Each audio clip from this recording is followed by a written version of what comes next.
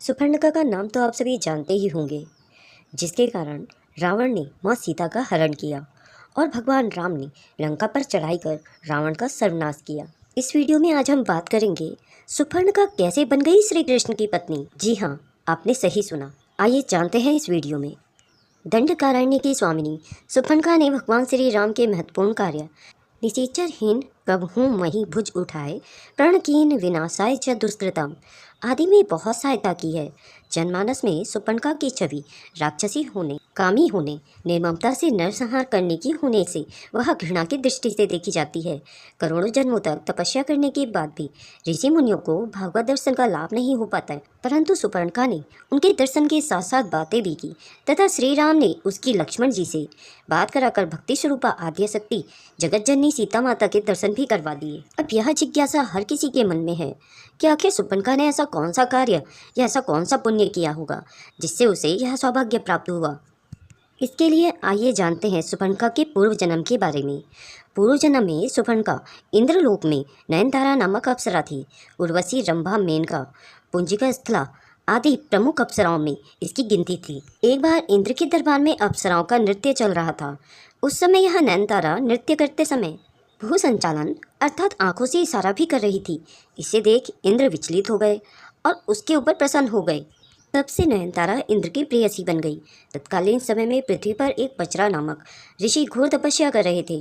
तब नयनतारा पर प्रसन्न होने के कारण वज्रा ऋषि की तपस्या भंग करने हेतु इंद्र ने इसे पृथ्वी पर भेजा, परंतु ऋषि की तपस्या भंग होने के कारण ऋषि क्रोधित हो गए और उन्होंने इस राक्षसी को श्राप दे दिया। ऋषि से क्षमा याचना करने पर वज्रा ऋषि ने उससे कहा कि राक्षसी जन्म में ही तुझे प्रभु के दर्शन होंगे।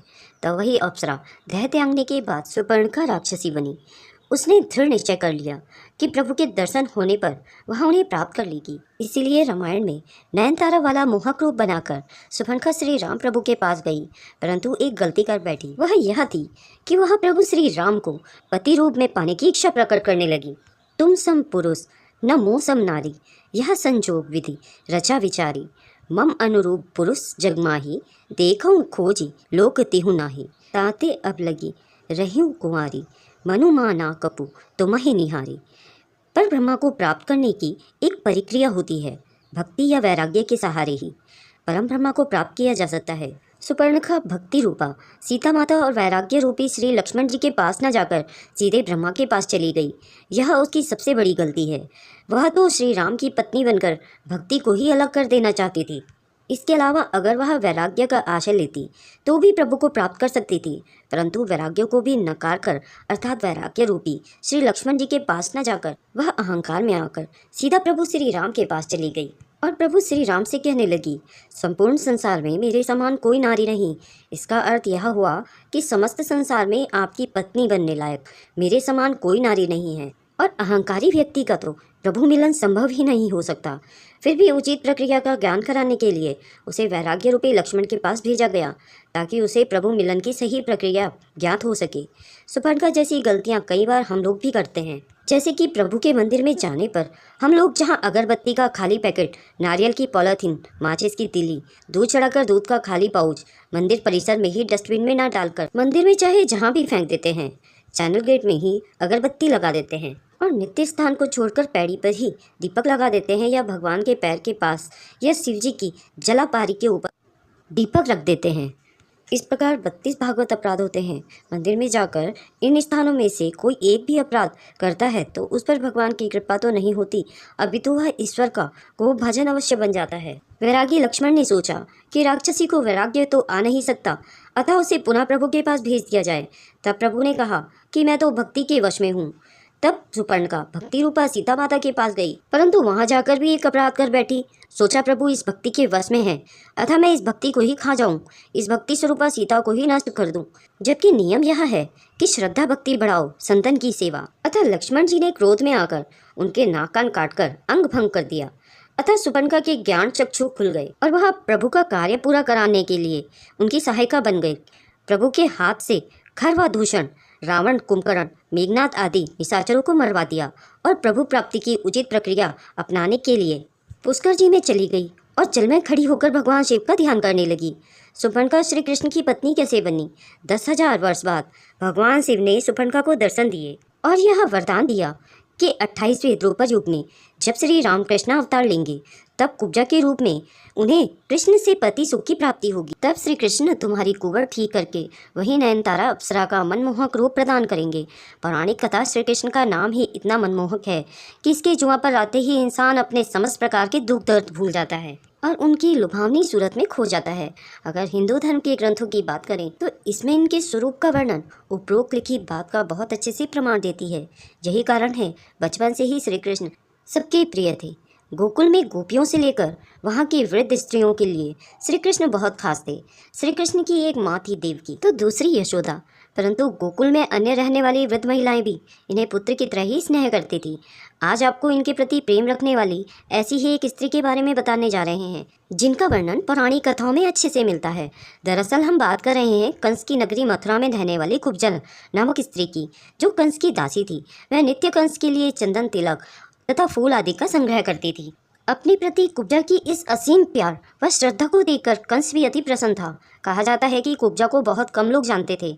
इसमें कुबड़े होने के कारण ही इन्हें कुब्जा का नाम दिया गया था। पौराणिक कथाओं के अनुसार कंस के वध के दौरान श्री कृष्ण की कुब्जा से मुलाकात हुई थी। इसके बाद उनके यानी कुब्जा के साथ उनकी प्रेम प्रेरणाएं शुरू हुई। एक बार की बात है, भगवान श्री कृष्ण ने देखा कि एक कुबड़ी स्त्री अपने हाथ में चंदन, फूल और हार इत्यादि लेकर बड़े प्रसन्न मन से जा रही है। तब श्री कृष्ण ने उससे प्रश्न किया, ये चंदन व हार फूल लेकर इतना इटलाते हुए आप कहाँ जा रही हैं और आप कौन हैं? तो कुब्जा ने श्री कृष्ण के प्रश्न का उत्तर देते हुए कहा कि मैं कंस की दासी हूँ। मेरे कुबड़ी होने के कारण सब मुझको कुब्जा कहते हैं। मैं ये चंदन, फूल, हार आदि लेकर अपने महाराज कंस के पास जा रही हूँ। मैं नियमित रूप से ऐसा करती हूँ और उन्हें ये सारी सामग्री प्रदान करती हूँ जिससे वे अपना श्रृंगार आदि करते हैं। ये सुनते श्री कृष्ण ने कुब्जा से आग्रह करने लगे कि आप ये चंदन मुझे लगा दीजिए और ये फूल हार हमें चढ़ा दीजिए, जिसके लिए कुब्जा ने साफ इनकार कर दिया और कहा, नहीं, ये तो केवल मेरे महाराज कंस के लिए है, मैं इन्हें किसी और को अर्पित नहीं कर सकती। कथाओं में किए वर्णन के अनुसार जो लोग आसपास खड़े होकर ये संवाद देख सुन रहे थे वह सब मन ही मन सोच रहे थे कि कुब्जा कितनी जाहिल गवार है। साक्षात भगवान उसके सामने खड़े हैं और वह उनके आग्रह को ठुकरा रही है।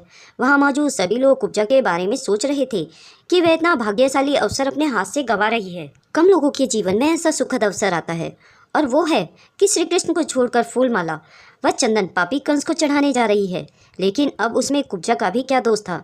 वह तो वही कर रही थी जो उसके मन में छुपी वृत्ति उससे करा रही थी। परंतु अब श्री कृष्ण भी ठहरे हटी लगे बार बार उनसे आग्रह करने, अतः वो कुब्जा को मनाने में कामयाब हो गए और कुब्जा उनका श्रृंगार करने के लिए तैयार हो गई। किंतु क्योंकि वो कुबड़ी थी इसलिए वे प्रभु के माथे पर तिलक नहीं लगा पा रही थी।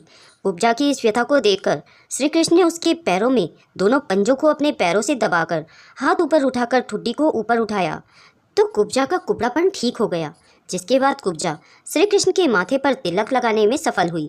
कुब्जा के बहुत आमंत्रित करने पर श्री कृष्ण ने उसके घर में जाने का वचन देकर उसे विदा किया। कहा जाता है कि कालांतर में श्री कृष्ण ने उद्धव के साथ कुब्जा का आतिथ्य स्वीकार किया। इतना ही नहीं, श्री कृष्ण ने कुब्जा के साथ प्रेम प्रेरणाएं भी की। कुब्जा ने श्री कृष्ण से ये वर भी मांगा कि वह चिरकाल तक उनके साथ वैसी ही प्रेम क्रीड़ा करते रहें। जय श्री राम, जय श्री कृष्ण। दोस्तों, आपको यह कथा कैसी लगी कृपया कमेंट करके ज़रूर बताएं। वीडियो पसंद आया हो तो लाइक ज़रूर करें। कहानी में अगर कोई त्रुटि हुई हो तो उसके लिए क्षमा करें। और ऐसी ही बहुत सारी रोचक कहानियों, कथाओं और जानकारियों को सुनने के लिए चैनल को सब्सक्राइब जरूर करें। धन्यवाद।